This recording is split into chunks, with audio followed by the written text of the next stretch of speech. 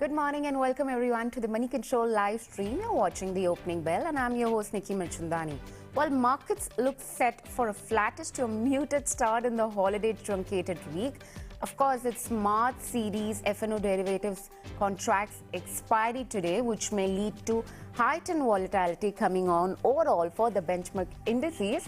If you talk about the overall global handover, SGX Nifty at this point of time is suggesting a flatter start for domestic market. US stocks ended lower on Tuesday. There were concerns around the comments from the top US regulators on struggling banks. In terms of the Asian Pacific region, those markets right now, they've been trading higher in Wednesday trade, and a little bit of surprise out there from the FIIs. They've turned in net buyers to an amount of around 1,530 odd crore.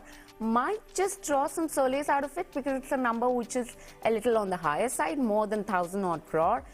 Could look like, there is an exhaustion coming in when it comes to the FII trend. But it's just too early to comment on that as well. DII, we're seeing the domestic institutional investors have sold shares around that amount for that matter on March 28th. So there's a bit of contra trend which is playing out when it comes to the FIIs and the DIIs. We're going to be discussing stocks and strategies shortly with Rajesh, Palviya, Head Technical Research at Axis Direct. That's something that needs to be seen. But of course, it's an expiry day, right? So there are going to be a bunch of stocks that we'll be looking at. We'll be addressing something like a Shalby, ITC and Bajaj Auto. Most of them now are the top line or the large cap companies that we're going to be talking about. It's a liquidity event even coming in on the Nifty indices. There's going to be a recheck which will take place today. It is 29 March. And for Shalby, Porinju has bottomed a stake to an extent of around 0.5% in the multi-speciality hospital chains, which is to an average price of around 117 per share. So that one remains an interesting one, right? Also, there have been channel checks which have been done for ITC. This note is especially coming in from Morgan Stanley, where overall they've maintained the overweight rating on the counter, suggested a target price of around 415 for ITC, and says that right now the channel checks indicate that the minor price hike of 0.5 rupees per stick has been initiated in Gold Flake segment. This implies a 3% hike. Now, some price interventions also have come in Bristol brand of the similar nature, which implies a 1% hike on that one overall on the weighted average portfolio level. Now, do remember the fact that hikes are still getting implemented in various markets. You might see more coming in the coming days, and that might just be a little bit of positive coming in for the top line company, top line performance of the company.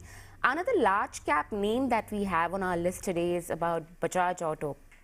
There have been a couple of reports in the past days where we've seen a re-rating coming in for the overall auto space. Of course, Bajaj Auto, but today JP Morgan has come up with a note and has suggested they've drawn in a bull and a bear case scenario where they've maintained that overweight target price, overweight rating on Bajaj Auto, and the target price is 4,400 overall. In the bull case scenario, that's a 41% upside, and in the bear case scenario, that's a 12% downside. So clearly they are looking at the blue sky scenarios out there. 40% upside is what is expected out of Bajaj Auto if following expectations are delivered, right? What are the expectations now? Let's come to that. A, likely bottoming of exports and potential recovery from the second half of FY 2024. Second, domestic two-wheeler recovery, which is still, right now 21% below the pre-COVID levels. If there's a recovery in the two-wheeler market. C, the EV volumes, that is expected to ramp up both for two-wheelers as well as three-wheelers. Fourth, improving margins due to better overall mix. Of course, there are also concerns around the timing of these catalysts, especially when we're talking about that. We're talking about the exports recovery, which form more than 50% of their EBITDA. So that's one concern out there, because of which we are also looking at the bear case scenario and a 12% downside with that kind of catalyst not really coming in play at the time when it's required, right? Vedanta was in news yesterday, in terms of the development which has come through, the fifth interim dividend that has finally been approved, and that is to an extent of around 20.5 per share, which is a tad higher from what the market expectations were, to an extent of 17 to 18 per share. So that's a bit of development, positive development coming in for Vedanta. With this, the total amount is around 7,621 crore. Of course, the CFO has resigned to pursue outside career, activities out there, which is, outside the group. So that's again one counter that we'll keep an eye out on. But we have the technical guest, Rajesh, out there from Axis Direct with us. Good morning there. Good morning, Nickey. Thanks for having me in the show. Yeah, that's quite a late start to the day, but it's quite a March F&O expiry. I'm sure there's a lot of things happening around. It's a holiday truncated week. We've seen with every series, we're seeing those losses coming in. I think this is the third or the fourth series that we're looking at losses. How are you playing out today's day? What is the strategy that you would suggest, and the levels that the traders can hold on to? Sure, definitely it's a fourth consecutive month where we are seeing lower low formation for the Nifty, and this is happening post 2016. This kind of scenario we have seen fourth consecutive month negative closing in 2016, and now this is happening. Short build-ups are there in both the indices. Even the market breadth is very weak. If we go with the Nifty 500 stocks analysis, almost 70%, more than 70% stocks are now trading below to 200-day moving average, which clearly suggests that market breadth is very weak, and the confidence on for the market participants are very low. Market volumes are also dried up. So it clearly shows that we may get furthermore downside tick from the here onwards also. Even if we go with the derivative data, most of the call writers are now taking their bets on the 17,000 strike. They are writing call options for 17,000 strike, even 17,200 strike for this next weekly series as well as for the April series. It clearly shows that resistance are coming more lower from the current level. So supply pressure is going to remain for any kind of minor pullback action in the market towards 17,100, even 17,200. These are the upper band for the Nifty for some couple of weeks. On the lower side, the put base is getting thinner. So it clearly shows that put writers are on the back foot, because it clearly the trend is on the negative side. So we can see a downtick towards 16,900. If we breaks below those levels, then possibly Nifty can go down further towards 16,800, even 16,700 also in the continuation of this down move. Bank Nifty setup is also stuck in the range. Only 40,000 is the steep resistance based on the data setup. On the breakdown of 39,200, Bank Nifty can also go further down towards 38,500 also. So this could be the possible trading range we can see in the coming trading sessions. To initiate strategy, we recommend here to buy 6th April put option of 17,000 strike, which was closed at around 133 rupees. So one can buy that put for upside target of 190 to 200. One can keep a stop loss of 100 to initiate this 17,000 put option of 6th April. Even if we go with the rollover data also, Nifty rollover till yesterday was 60%, which was higher for 3-month and 6-month average. Bank Nifty rollover was at around 74%, which is also higher than 6-month average.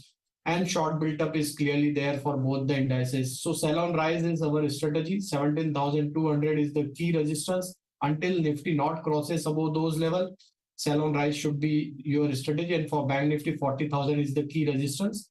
So till we remain below 40,000 level, sell on rise is the strategy for Bank Nifty also. Sell on rise is the strategy clearly for Nifty and Bank Nifty right now. But also one quick bet that you would suggest ahead of the opening deals, because it's just 30 seconds away of the opening bell right there. Rajesh, go ahead. I take the name of stocks. One long stock, that is Alchem Lab, looking bullish. Long build-up is there. So Alchem Lab, one can buy for April future. Upside target is 33.50, 33.60. One can keep a stop loss of 32.60. Short side stock is HCL Tech. One can go short for downside target of 1,010. stop loss is 1090. All right, Rajesh, we'll quickly address the market opening out there and quickly come back to you on that one because it's an important day. Remember, it's a holiday truncated week. Nifty 50, we're looking at gains coming on that one, 0.2% out there, 16,988, flirting around that 17,000 odd level, right? Remains to be seen if we can quickly go ahead and capture that level. But do remember the fact that we've got to play it out smart. It's a volatility is going to be extreme. It's an expiry day. Muted global cues right now. Positive start coming in for the markets. Bank Nifty, that's also a sell on rise strategy, which was suggested by Rajesh. We are looking at gains coming in on that one, 0.3% of a gains coming in for Bank Nifty. Midcap index also, there is an F&O expiry even for the midcap select index, right? Do keep an eye out on that one because the volatility is expected to be at its peak even when the broader indices are concerned. In terms of small cap, the gains are slender, but they're there. Flattish to positive bias coming in for the small cap index. And if you talk about the sectoral indices right now, Nifty IT is holding up. 0.3% on that one. And if you talk about the other indices, something like a metal, which has also been holding up 0.2% out on that one. Also, if you look at the other sectoral indices, something like a pharma is doing well. We're looking at gains coming in even on IT, even on pharma. Let's pull up FMCG just to see if the entire defense back. So yes, FMCG also is holding up in green. So IT, FMCG, all of that at this point of time, they've been holding up in green. The trend is highly positive at this point of time. Realty indexed. A flattish to a positive bias coming in for that one. And if you look at the advanced declines ratio, right, that's the market breadth that we're talking on, largely in the favor if, 46 advances versus 4 declines. So market breadth at this point of time is also holding up. Let's talk about the gainers out there. Bajaj Auto, like we indicated, the bull case scenario out there. Bajaj Auto, Adani Enterprises and M&M Enterprises. These are the top gainers that we have on our list today. And also we have something like a Britannia, ITC and Adani Ports as the top gainers today. Even Bajaj Fintech and HCL Tech, DRL, these are some of the top gainers that we have on our list. In terms of the losers, not many out there given the information that has been updated thus far on NSE. 5 declines out there. IndusInd Bank, Reliance, Asian Paints. These are some of the top losers. Kotak Mahindra Bank and Tata Steel. So support is not being lent by RIL. A lot of compelling reports thus far for RIL. Bullish case scenario, significant drubbing that was witnessed for RIL. But Rajesh, I'm going to toss it back to you. On the strategy on the mid-cap index, that's something that I wanted to chat on because it's expiry for that segment as well. And also the first that we're going to be seeing in given the change of the days. With that, what do you look at? How do you look at that, and also your levels for RIL? Because the support right now in the opening deals isn't being led by RIL. So first, I'll take this Reliance Industry. Reliance Industry is still struggling to cross its steep resistance zone of 2300, which is the major call writers were there active for this March series. And looking at the overall setup, stock is consolidating in range of 2180 to 2300.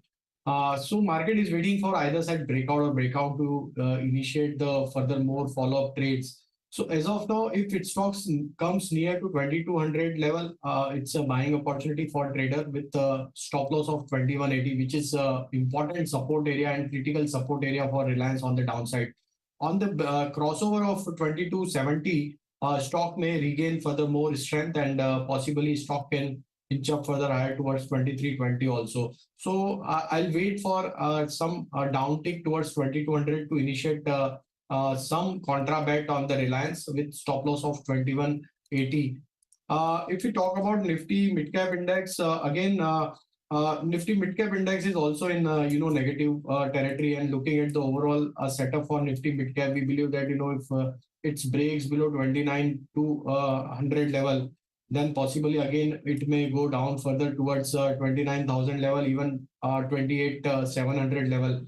So because overall setup for the Nifty Midcap looks weak, sell on rise is the strategy until the Nifty Midcap not crosses about 29 600, 29,700 zone on a weekly closing basis, one can adopt any pullback action to remain short on the Nifty Midcap also. Rajesh, also your view on Adani stocks right now, something like an Adani Enterprises and Adani Ports. They're the top gainers on Nifty 50. What's your strategy on that one? Do you think that can be a carry forward trade for the new series, or you expect more volatility to play out, at least in this series, because it's an expiry, right? How are you looking at Adani Group of stocks today? So both stocks are very volatile in nature. It's very difficult to trade with very small stop losses. So those who have appetite to keep bigger stop losses, they can trade in this both the stocks even for Adani Group stocks also. Looking at the setup for this March series, both stock have witnessed the short built up, and still shorts are there in the system. There is no short covering action as of now. Though there is an uptick in today's session, but still we believe that for Adani Enterprises, 1650, 1660 are the key resistance area. Until the stock not crosses these level on a closing basis, sell on rise is the strategy for Adani Enterprises. On the breakdown of 1570, again, it will continue its down move, and possibly stock can again go down further towards 15,000 level, 1500 level also. So sell on rise is the strategy until the Adani Enterprises not crosses above 1660 level. For Adani Port, again, some uptick is there, but still 620 is the key resistance area for Adani Port. Until the stock not crosses those level, again, we will adopt a sell on rise strategy here also. On the breakdown of 580 level, it will again, start its down move, and possibly stock can retest 560, 550 level also in the continuation of this down. All right, so sell on rise is even the strategy coming in for Adani. Most of the viewers which are right now watching the show, they're wanting to ask probably, do you see any reversal of trend per se which is happening out for the day, given that it's an expiry series? What do you have to say on that one, and also your view coming in on Bajaj Auto, because it's one of the top gainers at least at the opening deals, and we saw that bullish trend, bullish report coming in for from JP Morgan. What's your view on that one? So it's going to be very tricky day today, because throughout the month, and especially in last 2-3 week, we are seeing that Nifty and Bank Nifty both are stuck in very tight range, and if at all now Nifty manages to cross above 17,050 level for intraday perspective, then some short covering action has to be there, because the major call writing for today's expiry is at 17,000 strikes. So major concentration has to start short covering if we crosses above 1750 for Nifty spot. That's the critical level and crucial level for the day. If any reversal anybody wants to play for today's session, 1750 is the level. If it crosses, then one can initiate long trade for the day also. On the Bank Nifty, 39,700 on the is the important level. Almost we are trading around those level, but we need to see whether we are able to sustain those level or not. If it's sustained above 39,700, then yes, some short covering has to trigger for Bank Nifty for another 100-200 point up move from the current level. Though both the indices are in the oversold trajectory, so it's too early to say as of now for any kind of reversal from here. Yes, levels we have already mentioned, 17,050 is the key level, and 39,700 is the key level for Bank Nifty. These two levels one needs to closely watch. If crosses, then there could be some chances of bullish trade for the day. If we analyze the Bajaj Auto setup, yes, it looks bullish. Overall, if we compare with other automobile stocks, Bajaj Auto structure is looking very stable at this moment. And stock is holding above its 20-day, 50-day moving average. So we believe that if it continue to hold above 3770 level, then possibly Bajaj Auto have potential to move further higher towards 3950, which is the immediate resistance area on the higher side. So 3950 is the immediate target on the trading perspective for Bajaj Auto. Keep stop loss of 3770. Okay, 3950 is the immediate resistance level that we're looking at for Bajaj Auto. But Rajesh, we're going to leave it at that. Thank you so much for taking out the time and speaking to us this morning. Right, it's that part of the show where we address the fundamental story, and there is a lot to talk about. The hotel stocks have been spoken about enough and more. Probably now looks like a forgotten story, but the optimism runs high for these counters. How's the overall setup looking like in terms of the expiry, in terms of the global macro cues? Let's actually bring in our guest, Mayuresh Joshi, who is the head equity research, William O'Neill Company. Good morning there. Morning, Nickey. Pleasure to be on your show. Pleasure is all ours. I'm going to start off by what do you think about overall banking index per se? There's been enough and more said about how contingent those issues are. The perception is reality with some of the crises which have happened through. Do you think most of the fear sell-off is now done for the basket? Valuations look attractive and it's probably a comfortable space to be in? So, Nickey, I think our take is that we've always maintained that the Indian banking system is far diverse in terms of the fundamentals compared to the banks, both in the US and the European zone as well. If you probably look at the asset liability mismatch crisis, which has emanated in the US and probably spread across the European banks as well, I think a large part of our systemic risk, if any, should not evolve because a large element in terms of deposits comes in from retail. In terms of the advances growth itself and as a component in terms of the overall percentage of assets that banks hold in government securities, yes, there might be a little bit of a hit as far as the HTF portfolio is concerned, the way the yields have moved at this juncture. So treasury losses might come through, but it is not clearly a case of asset liability mismatch as far as our banks are concerned.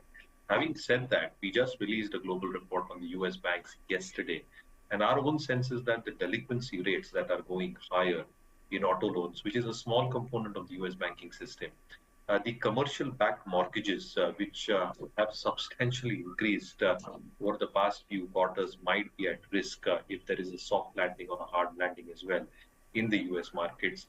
The credit loan defaults, which can start coming through, can have a cascading effect which can continue for earnings for US banks. So there might be some respite as far as the overall universal banking system and specifically the American banking system is concerned. But the pain might persist in terms of earnings for the next few quarters, and that is where the markets might probably go into a slumber on the US and the European front, reflecting in our market underperformance, or rather a time-wise correction for our markets. So the rising interest rates have hit the overall commercial real estate sector hard, at least when it comes to the US. And even if you talk about the markets right now, the Indian equity markets, do you think the same trend is expected to play even for real estate sector here? It's been an underperformance since the start of the year. A little bit of momentum probably started building in, but overall, how do you look at the space?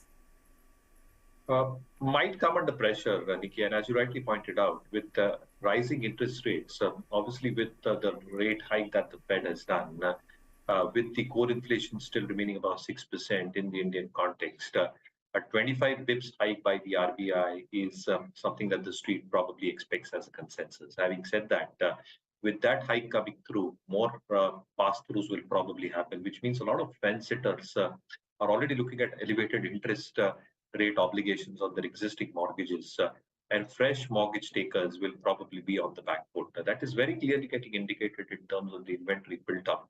The unsold inventory has shot up beyond 7.5 lakh units for the system as a whole, and might inch higher as we move forward. This is also got reflected in lower sales or new launches that has come through, and therefore the new sales velocity will also start coming down, with also elevated competition coming in tier 1, tier 2 cities from unlisted players, specifically in the redevelopment space in general. There have been a few outliers, Nickey, as we say this, the launches that DLF has done and the record sales that they've managed to do has been some kind of an exception. But generally, I think these pain points might persist in reflected numbers, at least for the next couple of quarters, which might lead to underperformance for the sectors. All right, clearly the kind of collection and the pre-launches that we've seen for at least some of them remain to be interesting one, if I may so say. Not sure about how the valuations, of course, are stacking up, but let's actually also discuss about the entire hotel segment, right? The commentary from the hospitality majors remain bullish, But investors seem to be, a little cautious of overpaying for hotel shares right now. Mahindra Holiday Resorts on Tuesday said that there is a 85% rise in Q4 that we've seen in occupancy. How are you looking at the overall space? Do you still find interest in it, and do you think they're bargain buys, or you think the valuations are just enough and rich right now at this point of time?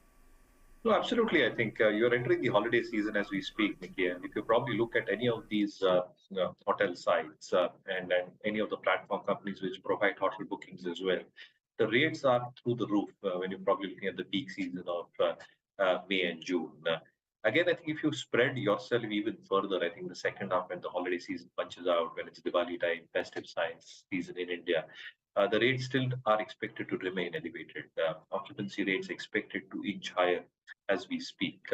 I think the couple of points which the street has apprehensions about is one, in terms of the elevated and meteoric rise that we've seen in average room rentals, is that sustainable going forward? In case we have a global slowdown coming through, and that probably plays down in terms of our own Indian ecosystem as well, including the fears of El Nino as well. The second element also becomes that the kind of earnings growth that these companies have posted for this financial year, can they outbeat that an excess of at least 20 to 25% on the elevated base that they've been performing at this point of time? Because a large part of factors, including average room rates, have been pretty elevated for this financial year as well. Occupancy levels much above 80-85%. How much more can they probably squeeze out in terms of both average rentals and occupancy hitting 90-95%? That is a question mark that a lot of investors are probably having at this point of time, and therefore the entire perspective in terms of why these stocks are moving sideways. But no two ways about it. I think in terms of bookings, in terms of average room rates, in terms of expectations of occupancy levels, I think the hotel industry is probably going to the best phase, specifically after the COVID. Sure, that's clearly a food for thought out there. With the occupancy rate running this high, sure, the demand is expected to catch up. It's already there on ground. But let's also chat about the entire healthcare delivery space, right? Within the defensive basket, of course, your view on that one, because Porinju checked into Shalby hospitals. That's one with 0.5% stake out there. A, how do you look at the overall space? And B, in specific for Shalby Hospital, how do you look at that? No, again, I think specifically post the COVID period, a lot of the opt-out surgeries which had got delayed or postponed have come back substantially. The second element, as we always speak in terms of medical tourism, that is expected to pick up steam. We've also seen initial signs of the same coming through very, very sharply. And therefore, expectations in terms of both the average length of stay, expectations in terms of the average revenue per operating bed for most players have shown a steady state of improvement over the past few quarters. Now, a lot of the large cap players, including names like an Apollo, Fortis, have largely gestated that growth in terms of both their existing hospitals and their existing centers doing well. The new centers which have come up over the past few years, including the new pharmacies, will break even over the next few quarters in terms of EBITDA and expectations in terms of improvement of margins thereof as well.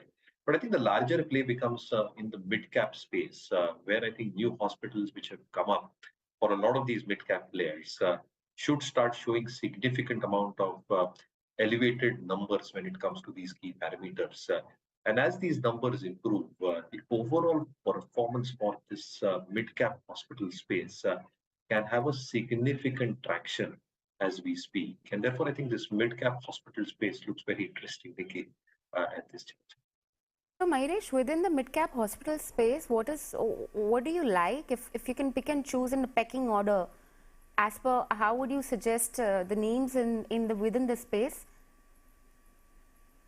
So healthcare global is something that comes to mind. You've obviously got Medanta, which obviously also comes to mind as well. I think a couple of these stocks can do well because the kind of niche therapies that they operate out of are extremely critical in terms of the lifestyle diseases that an economy like India is expected to probably see or witness. And that has been a historical trend going by trends in the past as well, in the Western economies as well. The new centers have started performing well.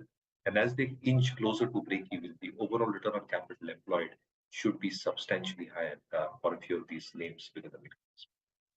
All right, within the mid-cap space, I beg your pardon, what did you say your preference was, Mayuresh? If I couldn't catch that. So healthcare global is one stock that you can probably have a look, but it needs to catch up on some price trend as we go. All right, Mayuresh, we'll leave it at that. Thank you so much for taking out the time and speaking to us this morning. Thank you so much. All right, with this, it's a wrap and good guy from the entire team who puts this piece together. Thank you so much for watching, and please do post your feedback for us in the comment section below. Follow us on the link at the bottom of your screen. And for rest of the updates, stay tuned into moneycontrol.com and Moneycontrol app.